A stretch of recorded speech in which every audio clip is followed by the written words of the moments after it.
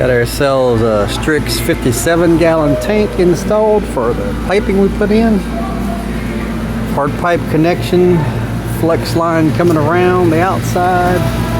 These are all the number of bins involved, and hard pipe into the back of the fireplace. Did have to bond it. It's a standalone fireplace only.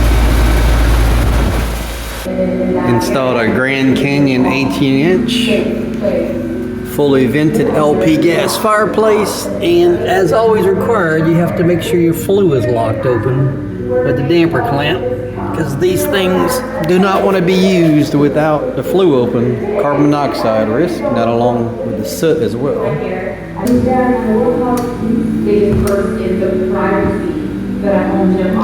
As always, Grand Canyon makes a really nice looking fireplace.